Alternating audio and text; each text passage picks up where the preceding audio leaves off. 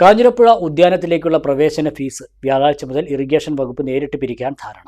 ഉദ്യാന നവീകരണത്തിന്റെ കരാർ വ്യവസ്ഥയ്ക്ക് വിപരീതമായി കഴിഞ്ഞ 6 മാസമായി കരാർ കമ്പനിയാണ് ഫീസ് പിരിക്കുന്നത്. ഇത് വിവാദമായതോടെയാണ് കൗണ്ടർ ഇറിഗേഷന് തിരിച്ചു നൽകുന്നത്.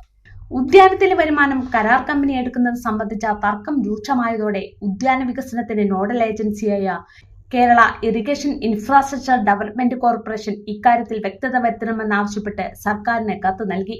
ഇതിന്റെ അടിസ്ഥാനത്തിലാണ് കഴിഞ്ഞ ദിവസം എക്സിക്യൂട്ടീവ് എഞ്ചിനീയറുടെ നേതൃത്വത്തിൽ ഇറിഗേഷൻ അധികൃതരും കമ്പനി പ്രതിനിധികളും തമ്മിൽ ചർച്ച നടത്തിയത്.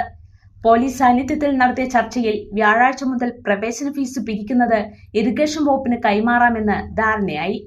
ഉദ്യാനത്തിന്റെ സമീപത്തെ ഇറിഗേഷൻ വകുപ്പിന്റെ സ്ഥലം കൂടി ഏറ്റെടുത്ത് ഉദ്യാനം വികസിപ്പിക്കാൻ കോഴിക്കോട് ആസ്ഥാനമായ FSIT ഡിഫൈൻഡ് പ്രൈവറ്റ് ലിമിറ്റഡിനാണ് കരാർ നൽകിയിരുന്നത്. വരുമാനത്തിന്റെ 3% സർക്കാരിന് നൽകുമെന്നായിരുന്നു വ്യവസ്ഥ. ഇതിനായി 2025 നവംബർ 5 കമ്പനിക്ക് സൈറ്റ് കൈമാറിയിരുന്നു. അന്നു മുതൽ ഉദ്യാനം കൂടി കമ്പനി ഏറ്റെടുക്കുകയും ഇവിടുത്തെ വരുമാനം കമ്പനിയാണ് കൈകാര്യം ചെയ്യുന്നതും. എന്നാൽ ഉദ്യാന നവീകരണം കഴിഞ്ഞതിന് ശേഷമേ കമ്പനിക്ക് പ്രവേശന ഫീസ് ഈടാക്കാനാവൂ എന്ന വ്യവസ്ഥ ലംഘിച്ച് ഉദ്യാനത്തിലെ വരുമാനം കമ്പനി സ്വന്തമാക്കിയെന്നും അനധികൃതമായി സ്വന്തമാക്കിയ തുക തിരിച്ചടക്കണമെന്നും ആവശ്യപ്പെട്ട് ജലസേചന വകുപ്പ് കരാർ കമ്പനിക്ക് കത്ത് നൽകിയതോടെയാണ് സംഭവം വിവാദമായത്.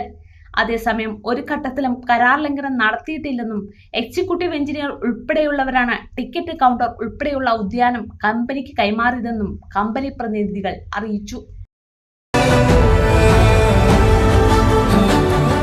The real beauty in your heart. Boche Gold and Diamonds. Buy now, pay later.